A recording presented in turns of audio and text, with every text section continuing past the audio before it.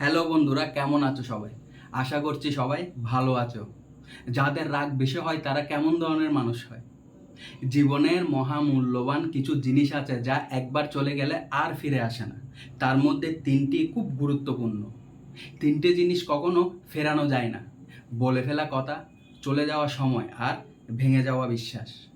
আগেরকার দিনের মানুষ মিথ্যা বলতে ভয় পেত পাপ হবে বলে। এখনকার দিনে মানুষ সত্য বলতে ভয় পায় বিপদে পড়বে বলে। পৃথিবীতে সব থেকে আপন হলো চোখের জল, কারণ তুমি তাকে সুখের সময় না পেলেও দুঃখের সময় ঠিক তোমার পাশে পাবে। বন্ধুরা, আমাদের জীবনে অনেক সময় আমরা এমন মানুষ দেখতে পাই যাদের প্রচণ্ড রাগ। রাগের মাথায় এসব মানুষরা অনেক কিছুই বলে ফেলে, কিন্তু রাগ কমে গেলে এই মানুষগুলোই আবার নিজে থেকে বেশি কষ্ট পায়। রাগের মাথায় যারা উল্টাপাল্টা বলে দেয় তারা সত্যি ভিতর থেকে খুব ভালো হয়। সমস্যা তো হয় তাদের নিয়ে যারা রেগে গেলে চুপ করে থাকে, কারণ তাদের রাগটা বাইরে বেরিয়ে আসতে পারে না এবং এই রাগের বহিঃপ্রকাশ কখন কিভাবে হবে সেটা কেউ জানে না। তাই রাগ হলে প্রকাশ করুন, কিন্তু সেটা নিয়ন্ত্রণে রেখে। নরম মাটিকে বিড়াল আঁচড়াতে ভালোবাসে।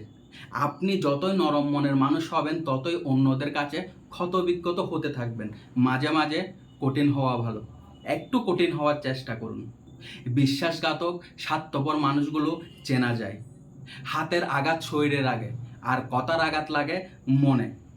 ইনকাম না থাকলে একটা সময়ের পর নিজের পরিবারের সাথে থাকাও কঠিন হয়ে যায়। কষ্ট মানুষের সারা জীবন থাকে না, কিন্তু কষ্টের সময় অন্যান্য মানুষগুলির ব্যবহার সারা জীবন মনে লেগে থাকে, যা কখনো ভোলা যায় না।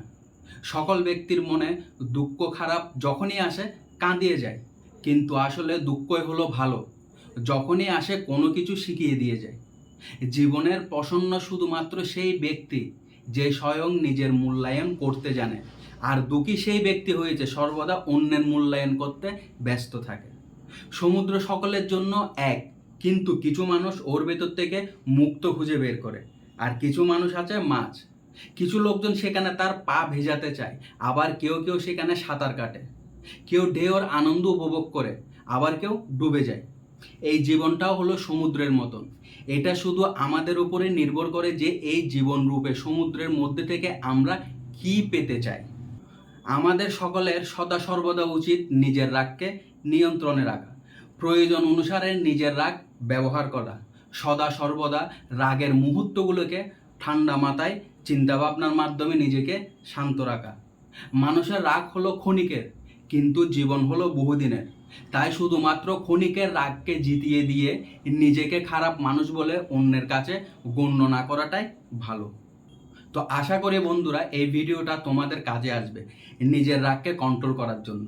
ভালো লাগলে এগুলোকে নিজের জীবনে সঠিকভাবে প্রয়োগ করে ভালো দিকটা বেছে নেবে এবং আপনজনের উদ্দেশ্যে অবশ্যই এই ভিডিওটি শেয়ার করবে। আর আমার চ্যানেলে নতুন হলে আমার চ্যানেলটিকে একটা সাবস্ক্রাইব করে রাখবে। তো দেখা হচ্ছে পরের ভিডিওতে, সেই পর্যন্ত সবাই ভালো থাকবেন, সুস্থ থাকবেন।